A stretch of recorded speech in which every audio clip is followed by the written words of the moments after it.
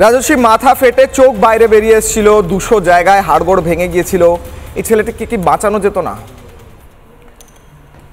বাড়ির লোক যদি এখন রাজনীতির সঙ্গে যুক্ত হয়ে নিজের রক্তের সম্পর্কে ত্যাগ করতে চায়, বাপ যদি ছেলেকে বাঁচাতে না চায়, ভাই যদি ছেলেকে বাঁচাতে না চায়, রাজনৈতিক প্রেসারে পড়ে বা রাজনীতির চাওয়া পাওয়ার মধ্যে আটকে থেকে, মানে এটা সুস্থ অবস্থায় করেছিলেন না অসুস্থ অবস্থায়, মানে ইনটক্সিকেটেড অবস্থায় কি ঘটনাটা ঘটিয়েছিলেন, এটা কিন্তু মদ্যপান করে ঘটনাটা হয়েছে কিনা, ওষুধ খাইয়ে তার মধ্যে তারপরে ছেলের বিরুদ্ধে উস্কিয়ে নিয়ে গিয়ে, কারণ এ ধরনের ঘটনা হয়, বসিয়ে মদের মধ্যে কিছু মিশিয়ে টিশিয়ে খাইয়ে টাইয়ে তারপরে তাকে উত্তেজিত করে চল আজকে মেরেই ফেলবো, আজকে ওকে এইসব করে টোরে, এইরকম ঘটনা ঘটেছে কিনা। কারণ এ ধরনের রাজনীতি যদি তুমি খুব ভালো করে মনে করো, তখন মমতা বন্দ্যোপাধ্যায়ের বাড়িতে, মমতা বন্দ্যোপাধ্যায় ডাক্তাররা কিন্তু বলেছিলেন বাড়িতে তাকে ধাক্কা মারা হয়েছিল।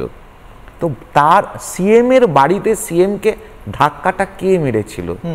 যে রাজ্যে সিএম নিজে সুরক্ষিত নয়, নিজের বাড়িতে পুলিশ মন্ত্রী পুলিশ দ্বারা ঘেরাটোপের মধ্যে আছে, তার তো পিএসও আছে। একইভাবে দিল্লির চিফ মিনিস্টারকে চত্থাপুর মেরে চলে যাচ্ছে, কত সিকিউরিটি বুঝুন। দিল্লির চিফ মিনিস্টারকে তো তোমরাই করতে গেছিলে বাবা। দিল্লির চিফ মিনিস্টার লোকজনের সামনে আছে, সে সিকিউরিটি নিয়ে ঘুরতে চায় না, তোমরা তাকে হত্যা করার প্ল্যান করেছো। কারণ তোমরা হত্যা কর, এবং কে সেও ধরা পড়ে গেছে, সে যে কংগ্রেসের সদস্য। আর লজ্জা করে না তোমাদের কথা বলতে? তৃণমূলের মানুষ যে একসাথে হওয়া যায় না, রাজুদা আজকে তুমি এটা প্রমাণ করে দিচ্ছ। তৃণমূলের মানুষ একসাথে হওয়া যায় না, দয়া করে এটা করো না। মানুষ হওয়া আগে, তারপরে তৃণমূল।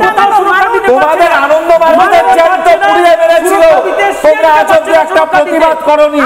তোমরা বেশ, আমি পাইলেন থেকে তোমরা পরের নামে নাও, পাইলেন থেকে একটা আধুনিক কমিউনিস্টে পরিণত হচ্ছে, এটা স্বীকার করে নাও। আমি দাবি করছি, আমি 30 সেকেন্ড, হ্যাঁ, কেউ ইন্টারাপ্ট করবে না। আমরা নিজেরা দেখেছি ওই যে নিতাই বিশ্বাস, মানে ওরফে রাজীব বিশ্বাসের যিনি বাবা, সে প্রাক্তন কাউন্সিলর, আগে এখন পার্শ্ববর্তী ওয়ার্ডের কাউন্সিলর হয়েছেন স্বপন মণ্ডলের নেতৃত্বে, এবং স্বপন মণ্ডলের আজও সেখান থেকে ভাগ যায় নিতাইকে দিয়ে। তার বাড়িতে জুয়া, সাতটা থেকে শুরু করে গাঁজার ব্যবসা সেখানে চলে। এটা কার নেতৃত্বে চলে? আজকে তৃণমূলের কাউন্সিলরের নেতৃত্বে চলে। তাহলে আমি ধরে নেব আজকে রাজীব বিশ্বাসকে যদি ওর বাবা এবং ভাই মদ্যপ অবস্থায় বা নেশার মধ্যে মারে, তাহলে সেই নেশাটা করানোর জন্য দায়ী সম্পূর্ণভাবে তৃণমূলের কাউন্সিলর স্বপন মণ্ডল।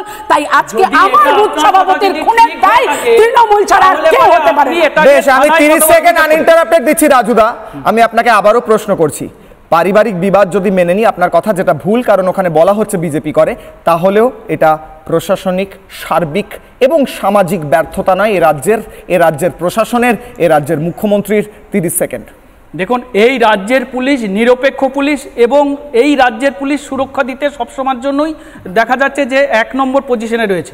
যেখানে খুন হয়েছে, বিজেপি অভিযোগ করেছে বা তার পরিবারের অভিযোগ করেছে বা কেউ অভিযোগ করেছে, তার ভিত্তিতে যাদেরকে ওখানে দেখা গেছে তাদেরকে পুলিশ গ্রেপ্তার না, দুজনকে পুলিশ গ্রেপ্তার করেছে, এবার তদন্ত করছে। এবারে বিজেপি যদি একটা 50 জনের লিস্ট দিয়ে দেয়, এই তৃণমূল নেতাকে গ্রেপ্তার করতে হবে, বিজেপি কথাই করবে না, পুলিশ যাকে মনে করবে তাকে করবে, বিজেপির কথাই করবে না, যেটা যাদের সাথে ঘটনায় যুক্ত তাদের করবে।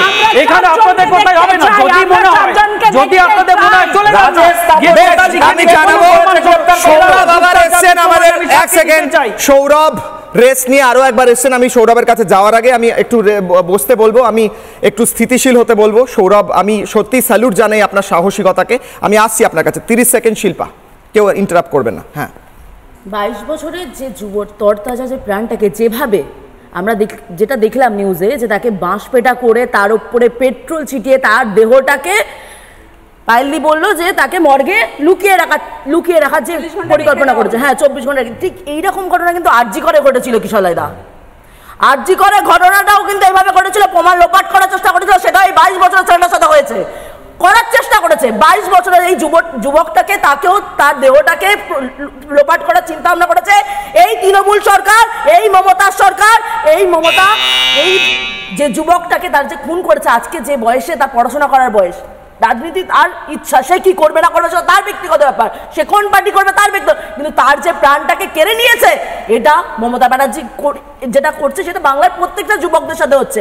আজকে তো কলেজগুলো আপনারাও দেখছেন যে কলেজগুলো এখন আর কলেজ নেই, পার্টি অফিসে পরিণত হয়েছে। হ্যাঁ, বেশ একদম ছোট করে কৃষ্ণনগরে ঠিক এইভাবে পুজোর সময় প্যান্ডেলের পেছনে ডিএসপির বাড়ির সামনে একটি মেয়েকে এরকম ভাবেই জ্বালিয়ে পুড়ে আর কেউ বুঝতে পারলো না।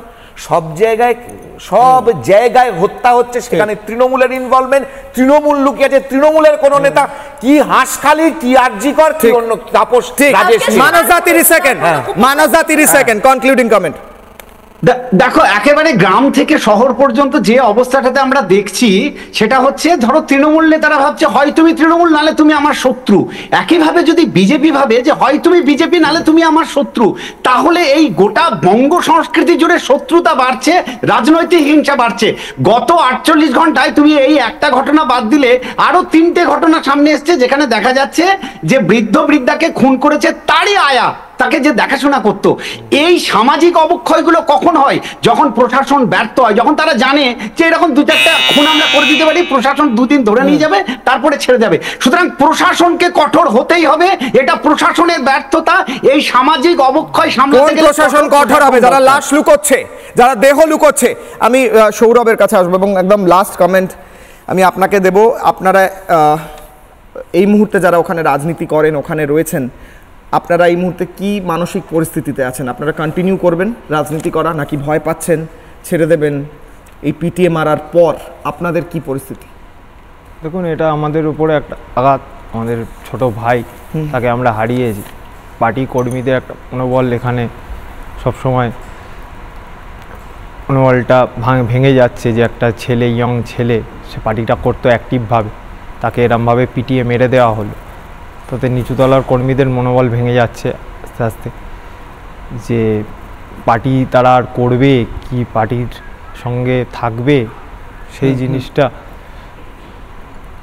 বলুন। পার্টির সঙ্গে কি করে তারা আজকের দিনে এরকম বিরোধী পার্টি যারা করছে তাদের ওপরে যদি এরকম তৃণমূল দুষ্কৃতীদের দ্বারা যদি এইসব অত্যাচার হয়, যে দুজনকে পুলিশ ধরছে আর দুজনকে যারা বেশি করে মারছে তাদেরকে পুলিশ ধরছে। মনোবল তুমি ভেঙো না, গোটা পার্টি তোমাদের পাশে আছে। আমরা সৌমিত্রর সময় ছিলাম বারুইপুরে, এখনো থাকবো না। বিজেপি মুখপাত্র হিসেবে আপনি আশ্বাস দিচ্ছেন হবে ইঞ্চিতে ইঞ্চিতে বদলা, ওই ন্যাকামি কথাবার্তা আমরা বলবো না, বদলা হবে, আইনত বদলা হবে, গণতান্ত্রিক উপায়ে বদলা হবে। একে উৎখাত করে ছুঁড়ে ফেলে দিয়ে রাজস্বী আশ্বাস দিচ্ছেন। সৌরভ এখানে বসে থাকতে থাকতে অসুস্থ হয়ে পড়ে। এই দৃশ্য দেখে নিজের ভাই, নিজের বন্ধুকে ছোটবেলার তাকে পিটিয়ে মারা হয়েছে, সে বিজেপি করে বলে আজকে রাজস্বী আশ্বাস দিচ্ছেন, আশা করব এরকম আর একটাও ঘটনা হবে না এ রাজ্যে। ছোট্ট বিরতির পর ফিরছি ব্রেকিং নিউজ নিয়ে, দেখতে থাকুন রিপাবলিক বাংলা।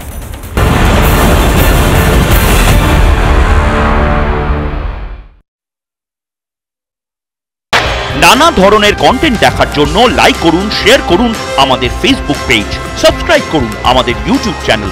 পাশাপাশি অন্যান্য ব্রেকিং নিউজের জন্য অবশ্যই চোখ রাখুন রিপাবলিক বাংলায়।